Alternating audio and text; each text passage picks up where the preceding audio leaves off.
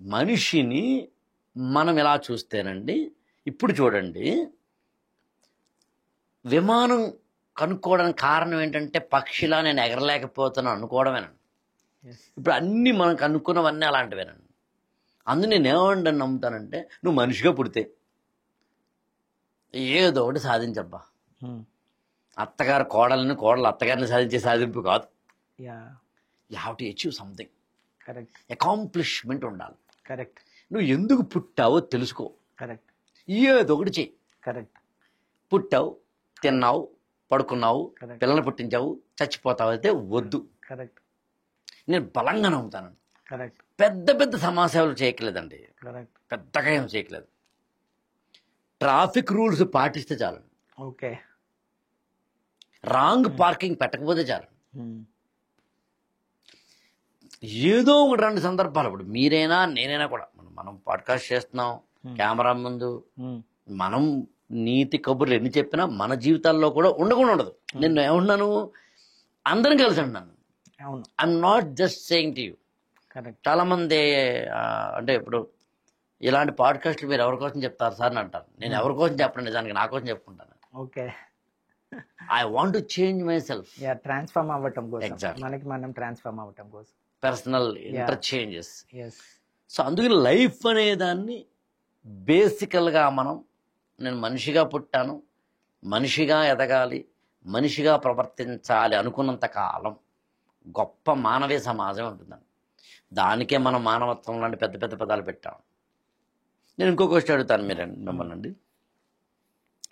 మీరు నన్ను first question అడిగారు, మీరు ఇంకా ఏం సాధించాలనుకుంటున్నారు. నేను మిమ్మల్ని అడుగుతాను, అసలు మీరు what exactly you want to achieve and లైఫ్లో, వాట్ ఈజ్ ఎగ్జాక్ట్లీ అంటే ఇంతవరకు ఎలా ఉన్నా రాబోయే రోజుల్లో.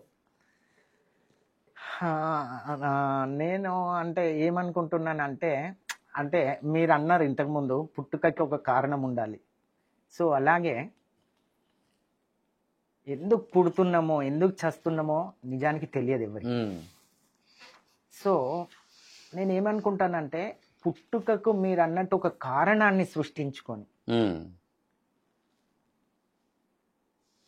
నేను ఇందుకోసమే పుట్టాను అని గర్వంగా చెప్పుకునే దిశగా ఒక కార్యాచరణ ఇప్పుడే వేసుకొని ఆ కార్యాచరణ, ఆ లక్ష్యాల దిశగా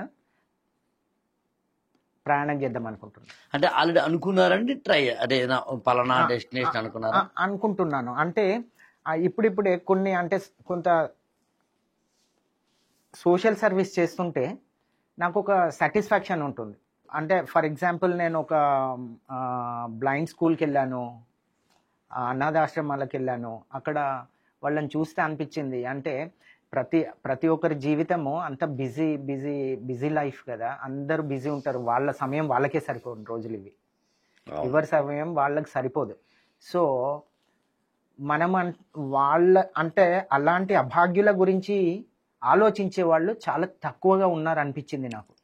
నేను వెళ్ళి ఎక్స్పీరియన్స్ అయినప్పుడు ఒక స్కూల్లో ఫర్ ఎగ్జాంపుల్ ఒకే డ్రెస్ ఆ పిల్లవాడికి, ఆ డ్రెస్ స్కూల్ నుండి వచ్చాక మళ్ళీ ఈవినింగ్ వాష్ చేసుకొని మళ్ళీ నైట్ ఆరబెట్టి తెల్లవారి అదే డ్రెస్ వేసుకొని వెళ్ళాలి. అంటే మనము చూడండి, టైం లేక ఇచ్చేవాళ్ళు ఉండొచ్చు, చాలా మంది ఉన్నారు, తెలిస్తే ఇస్తారు వెళ్ళి. కానీ మనం తెలుసుకోవాలి కదా, మరి ఎలా తెలుసుకోవాలి? మనం వెళ్తే కదా మనకు తెలిసేది. అప్పుడప్పుడు మన సమయంలో వాళ్ళ కోసం కొంత సమయం కేటాయించి వెళ్ళి చూసి వాళ్ళ అవసరాలు ఏంటో తెలుసుకొని మన బాధ్యతగా కొంత చేస్తే బాగుంటుంది అనిపిస్తుంది. సో మీరు అన్నట్టు అదే మనం పుట్టినందుకు సమాజానికి మనవంతు కృషి, మనవంతు సహాయం ఏదైనా అలాంటి అవసరం ఉన్న ప్లేసుల్లో ఉపయోగపడాలనేది నా ఆశయం, ఇంకేం లేదు. అంటే ప్రత్యేకంగా ఏదైనా ఒక సంస్థలా పెట్టి చేయాలనుకుంటున్నారు, లేదా ఎవరు ఎక్కడ ఉంటే అక్కడ లేదు, ఏం సంస్థలాగా ఏం లేదు. మన అందుబాటులో మనం అంటే ఎక్కడో ఏదో చేయడానికి ఎంతో దూరం ప్రయాణం చేయాల్సిన అవసరం ఉండదు. మన పక్కింటి వాళ్ళకే చేయగలుగుతాం అవసరం ఉంటే. సో మన చుట్టుపక్కల అవసరాలను కనుక్కొని చేస్తే చాలా అనిపిస్తుంది. మీరు చెప్పింది రైట్. నేను కూడా అంతే. మామూలుగా నన్ను వ్యక్తిగతంగా ఎవరైనా కలిసినప్పుడు కొంచెం లైన్ దాటి డబ్బులు సంపాదించారు అనుకుందాం, ఎస్. అంటే ఉదాహరణకి ఒక ఎన్ అనే అమౌంట్ తన జీవితంలో సంపాదించుకుంటే సరిపోతుంది, కానీ దానికన్నా 3 రెట్లు 4 రెట్లు సంపాదించుకునే వాళ్ళు నాకు పరిచయం అనుకుందాం. నేను వాళ్ళకి ఎక్స్ప్లెయిన్ చేస్తాను. సమాజంలో విజువల్లీ ఛాలెంజ్డ్ వాళ్ళు ఉన్నారు, ఫిజికల్లీ ఛాలెంజ్డ్ వాళ్ళు ఉన్నారు, పేరెంట్స్ లేని వారు ఆర్ఫన్స్ ఉన్నారు. ఇట్లా సమాజంలో మనం చేయదగ్గవి చాలా ఉన్నాయి. డబ్బుతోటి కొన్ని చేయొచ్చు, ఆలోచనతోటి కొన్ని చేయొచ్చు, మాటతోటి కొన్ని చేయొచ్చు. ఎస్. సో మీరు కొంచెం డబ్బులు సంపాదించుకున్నారు కాబట్టి సమాజానికి ఉపయోగపడే ఏదైనా ఒక మంచి పని చేద్దాం. ఎస్. అది ఒక ప్లాట్ఫామ్ కావాలంటే మీరే పెట్టుకోండి. ఎంత కాదనుకున్నా మనిషికి ఏదో ఒక స్వార్థం ఉంటుందని నమ్ముతాను నేను.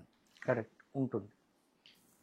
స్వార్థము లేకపోతే అదేమి గొప్ప విలువైన ఆస్తి ఏం కాదని నమ్ముతాను నేను. కరెక్ట్. స్వార్థం ఉంటే చాలా పాపపు కర్మ అంటే నమ్మను నేను. స్వార్థము అనేది ఏమిటి అనేది ఇక్కడ కొలమానం. Correct sir. నేను పేరు కోసం పనిచేస్తున్నానా, ఒక చేంజ్ కోసం పనిచేస్తున్నానా, నా హిడెన్ ఎజెండా ఏదైనా ఉందా? ఎస్. ఏది ఉన్నా తప్పు కాదంటాను నేను. ఓకే. ఏది ఉన్నా తప్పు కాదు. ఎందుకంటే మీరు ఏదో మంచి చేయబోతున్నారు కాబట్టి. స్వార్థం, ఒక మంచి చేయడానికి స్వార్థం ఏది ఉన్నా పర్వాలేదు, తప్పే ఉంది. అది పేరు కోసమే కావచ్చు, మార్పు కోసం కావచ్చు, మన తృప్తి కోసం కావచ్చు. ఎస్. రేపొద్దున్న పేపర్లో నా ఫోటో లేదా ఫేస్బుక్లో నాది ఫోటో, ఎస్, ఇన్స్టాలో నా ఫోటో పెట్టుకుంటే నాకు ఆనందం కలుగుతోంది, లేదా నన్ను నలుగురు మెచ్చుకుంటున్నారు కాబట్టి నేను మంచి పని చేస్తున్నాను అన్నా కూడా అభ్యంతరం లేదు. చాలా బాగా చెప్పారు. కరెక్ట్, అది అంతే. ఎండ్ పాయింట్ మంచి చేస్తున్నావు లేదా. ఎస్. దానివల్ల ఇంకా మిమ్మల్ని చూసి ఇంకొక నలుగురు ముందుకొస్తారు వస్తారుగా పని చేయడానికి. అది భలే చెప్పారు. నాకు సిరివెన్నెల సీతారామ శాస్త్రి గారు మా గురువు గారు ఆయన మాట అన్నారు, అరే నువ్వు మంచి చేస్తే నలుగురికి చెప్పాలరా. ఎస్. ఎందుకు చెప్పాలి? అదేంటి సార్? ఉదాహరణకి ఒక అనాథాశ్రమానికి వెళ్ళి అక్కడ మనం బట్టలు పంచి పెడితే, పెన్నులు పంచి పెడితే అది ఖచ్చితంగా ఫేస్బుక్లో ఇన్స్టాల్లో పెట్టాల్సిందే. ఎందుకు? ఇంకొక నలుగురు ముందుకు వస్తారు, అది ఇన్స్పైర్ అవుతారు, అంతే. వాళ్ళు కూడా చేస్తుంటే ఇంకా కొందరికి ఉపయోగపడతారు కదా. బొంబాయికి రాను అనే పాట ఒక ఆవిడ డాన్స్ చేసినప్పుడు, ఓకేనా, ఒక పనికి మాలిన చపాతీ వేసి నేను ఎలా వేశాను అని ఒక వీడియో పెట్టినప్పుడు, నా ఒక ముష్టి ముదనష్టపు ఇంటిని చూపిస్తాను రెండని హోమ్ టూర్ పెట్టినప్పుడు, ఇలాంటి చెత్తంతా పెట్టే వాళ్ళలాగా నువ్వు కూడా సమానంగా ఒక మంచిని ప్లాట్ఫామ్స్ లో పెట్టాలి, నలుగురికి చెప్పాలి. రమేష్ గారు వెళ్ళి ఒక అనాథాశ్రమానికి దేనికో ఇచ్చినప్పుడు యూ షుడ్ అనౌన్స్ దట్ నేను ఇచ్చాను. మిమ్మల్ని చూసి స్నేహితులు కావచ్చు, రిలేటివ్స్ కావచ్చు, అన్నోన్ పర్సన్స్ కావచ్చు, వాళ్ళకి ఇన్స్పిరేషన్ కలుగుతుంది కదా. అందుకు నేను ఎప్పుడూ కూడా మంచి చెయ్యడానికి నీకు ఏ స్వార్థమో నాకు అనవసరం. గాంధీ మహాత్ముడు it is not the ends but also the means అంటారు. అంటే లక్ష్యం ఏమిటి అనే దాన్ని మాత్రమే కాదు, how do you reach that on. అది నిజానికి ఏ పాయింట్లోనంటేనండి, ఎవరైతే ఎలాగైనా లక్ష్యాన్ని చేరుకోవాలి అని తప్పటడుగులు వేస్తాడో వాడు లక్ష్యం దాకా వెళ్ళిన తర్వాత కూడా తప్పటడుగులు వేస్తాడు. కాబట్టి వాడి వల్ల నష్టమే ఎక్కువ అన్నది పాయింట్.